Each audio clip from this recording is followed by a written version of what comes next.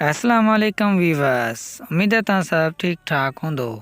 Viewers, तव्हांखे अहम ख़बर खां आगाह कंदा हलूं त ॿ ॾींहं अॻियां रूबी अली ते शदीद तनक़ीद कई वई आहे। रूबी अली टिकटॉक ते पंहिंजे वीडियो रखियो हुयो, जेको तमामु वीडियो वायरल थियो। वायरल थियण जो सबबु शदीद तनक़ीद जो निशानो थियो। हिकु बंदि कमरो हुजे, हिकु तूं ऐं मां हुजूं, चाबी गुम थी वञे।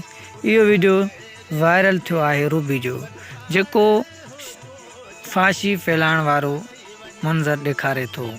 दोस्तो, शदीद तनक़ीद बि कई वई आहे। रूबी अली हिकु बहितरीनु एक्टर आहे, बहरहाल आवाम हुन ते शदीद तनक़ीद कई आहे। दोस्तो, कुझु तरीक़े सां माण्हुनि हिन तरीक़े सां बि रूबी खे ॻाल्हायो आहे।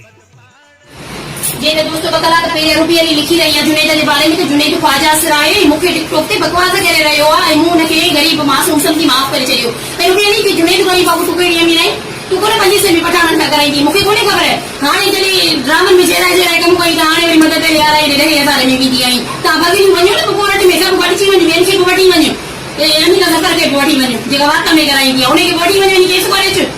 इमरान खान ने वनी होड़े वनी कोर्ट में वनी जो दादू वारन केस कयो वो कर वनी न कर माफ असांखे कें चयो माफ कर वन कोर्ट में मैदान भगनी चुटू वही रूबी अली चुटू तू जो जुनैद जे पेरा मुझे बारे में लिखो ई त सारन के शहर सिंधन के जदो मु त कोन चयो न सारन के शहर त कोन चयो न जाओ सिंधन जे शोरन के उन बारे में भी लिखी पई त तू मोहरत के सदा ली वनी चुटू न तू दीदी के आई इमरान खान नहीं तू रंडी किता की रंडी भगल आई तू कराए इस कोर्ट में जुनैद खान ख्वाजा सराय रंडी को असांजे बारे में लिखंदी न लिखण भट कर रंडी न कुच्चा पटींदी में अचे ते जिते रही जोते याद रख जाएगा। तो अगर तव्हांखे वीडियो मुझे पसंद आयो हुजे त शोबिज़ जी दुनिया के सब्सक्राइब कयो, वीडियो लाइक शेयर लाज़मी कजो ऐं प्यारा सा कमेंट लाज़मी ॾिजो, राय पंहिंजी ज़रूरु ॾिजो।